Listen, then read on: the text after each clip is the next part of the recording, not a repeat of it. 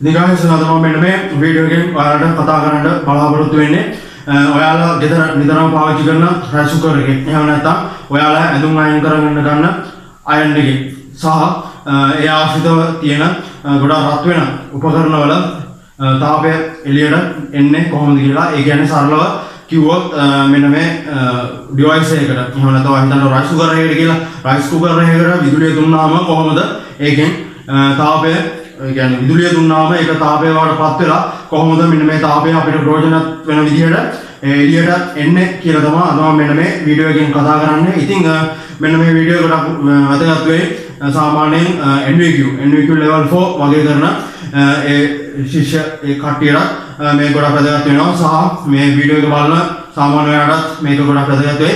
ඉතින් වීඩියෝ එකට යමු. ඉතින් මෙන්න මෙතන මම ඉදලා තියෙන රූප සටහන් දෙක. ඉතින් මෙන්න මේ පළවෙනි රූප සටහන පෙන්වුම් කරන්නේ රයිස් කුකර් එක. රයිස් කුකර් එක කොයිල් එක තියෙන සටහන සහ ඔයාලට පේනවා මෙන්න මෙතනින් පෙන්වුම් කරන්නේ අයන් එක තියෙන ඒ රූප සටහන. ඉතින් ඉස්සෙල්ලාම මම කතා කරන්න මෙන්න මේ රයිස් කුකර් එකේ කොයිල් එකට විදුලියක් දුන්නාම වෝල්ටීය තාවයකට විදුලියක් දුන්නාම කොහොමද මෙන්න මේකෙන් තාපය එළියට එන්නේ කියලා. ඉතින් විශේෂයෙන් කියන්න ඕන මේකේ ධන ඍණ කියලා ભેදයක් නැහැ. ඕනම අග්‍රයකින් විදුලිය ඉන්පුට් කරලා අනිත් අග්‍රයෙන් විදුලිය අවුට්පුට් කරන්න පුළුවන්. එහෙම පැත්ත මාරු කරලා කරන්න පුළුවන්. ඒකෙන් මෙහෙම ධන ඍණ ભેදයක් නැති නිසා. හරි guys. ඉතින් මේකදී සරල වෙන්නේ මෙතනින් විදුලිය දුන්නාම මෙන්න මේ ඊතල සටහන් වලට පේනවා.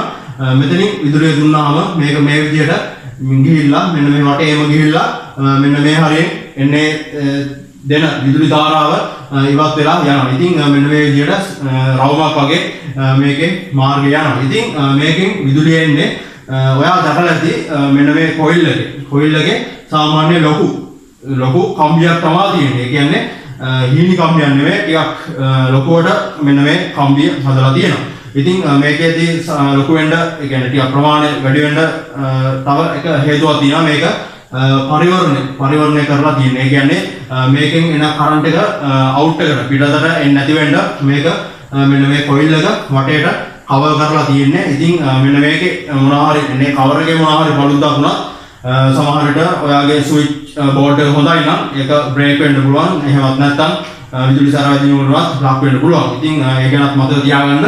ඉතින් මෙන්න මේක හරහා යන විදුලිය සම්පූර්ණ අධිකම ගොඩාක් ලොකු ප්‍රතිරෝධයකට ලක් කරනවා. මේක ඇතුලේ කම්බි ඒ කියන්නේ කොයිල් එක විශාල කරලා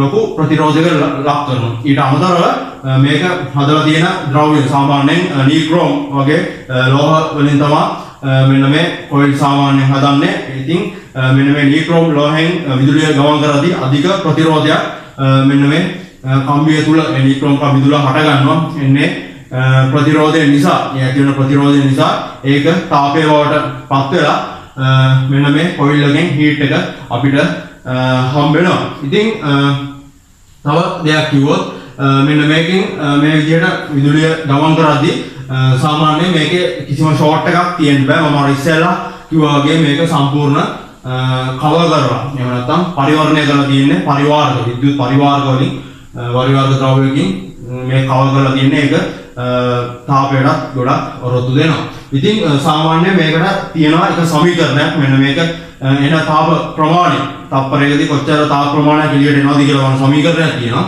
ඉතින් ඒක සරලව ලිව්වොත් මම මෙතන ලියන්න ඔයාලට පේන්නේ නැති වෙනින්ද P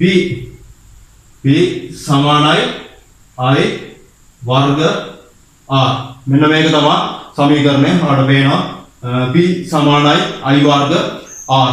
ඉතින් මෙන්න මේ සමීකරණේ ඔයාලට පුළුවන් මෙන්න මේ කොයිල් එකේ පිටතර ඒ කියන්නේ ලැබෙන තාපය ගණනය කරගන්න. මෙතන ඔය සාමාන්‍ය ධාරාව ඒ ඇම්පියර් ගාන දන්නවනම් මෙතනින් ඒ කොයිල් එකේ ප්‍රතිරෝධය ඔයාලට දන්නවනම් මෙන්න මේ ඒකකයේ එහෙම නැත්නම් මෙන්න මේ වැලියු එක ඔයාලට සරලවම හොයාගැනීමේ හැකියාව තියෙනවා. ඉතින් මෙන්න මේ concept එක කියන්නේ theory එකම තමයි මෙන්න මේ අයන් කොයිල් එකේ තියෙන්නේ. ඉතින් ඒ විදිහටම තමයි මේකේ ධන ඍණ ભેදයක් නැහැ. යම් කිසි තැනකින් විදුලිය දෙන්න පුළුවන්. මේ විදුලිය ලබා දුන්නාම එන්නේ එකෙන් මෙන්න මේ හරහා අධික ප්‍රතිරෝධයක් යටතේ විදුලිය මෙන්න මේ කොයිල් එකෙන් ගමන් කරලා එතනින් තාපය උත්පාදනය කිරීමේ හැකියාව තියෙනවා. ඉතින් guys මෙන්න මේ ටික තමයි මට අද මෙන්න මේ වීඩියෝ එකෙන් කියන්න ඕන උනේ. ඉතින් thank you වීඩියෝ එක අන්තිම වෙනකන් හිටියට.